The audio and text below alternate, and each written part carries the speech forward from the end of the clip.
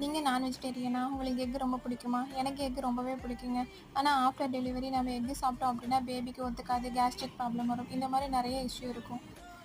அந்த மாதிரி டைமில் இப்படி எக் ஃப்ரை ட்ரை பண்ணி பாருங்கள். அதுக்கு 1 ஸ்பூன் ஜீரகம், 1 ஸ்பூன் மிளகு, 1 ஸ்பூன் சோம்பு, கொஞ்சமாக கடுகு, கொஞ்சமாக பெருங்காயம், ஒரு கொத்து கருவேப்பிலை, இதை மட்டும் போட்டு இடித்து பொடி பண்ணி எடுத்துகிட்டு வந்துக்கலாம். இப்போ ஒரு பேனில் கொஞ்சமாக எண்ணெய் ஊற்றி நம்ம பொடிச்சிட்டு வந்த பொடியை ஆட் பண்ணிவிட்டு ஒயிட் எக்கை மட்டும் கொஞ்சம் சால்ட் ஆட் பண்ணி ஃப்ரை பண்ணிவிட்டு லாஸ்ட்டில் எல்லோ எக் போட்டு ஃப்ரை பண்ணிக்கலாம். இந்த எக் ஃப்ரை வச்சு சாப்பிடும்போது சாப்பாட்டில் சப்பாத்திக்கு எல்லாத்துக்குமே மேட்ச் ஆகுங்க. செம்ம டேஸ்ட்டாக இருக்கும். நீங்கள் ட்ரை பண்ணி பாருங்கள்.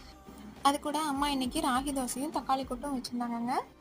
நான் அதை வச்சு முட்டை தோசை ட்ரை பண்ணலான்னு சொல்லிட்டு ஒரு முட்டையை உடச்சி ஊற்றி முட்டை தோசை தாங்க ட்ரை பண்ணியிருந்தேன். தக்காளி கூட்டில் சட்னி பண்ணி எக் தோசை மேலே ஸ்ப்ரெட் பண்ணியிருந்தாங்க. இது சாப்பிட்றதுக்கு செம்ம டேஸ்ட்டாக இருந்துச்சு. இந்த மாதிரி சிம்பிள் ரெசிபிஸ் உங்களுக்கும் வேணும் அப்படின்னா அந்த சேனலை சப்ஸ்கிரைப் பண்ணி ஃபாலோ பண்ணிக்கோங்க. தேங்க்யூ.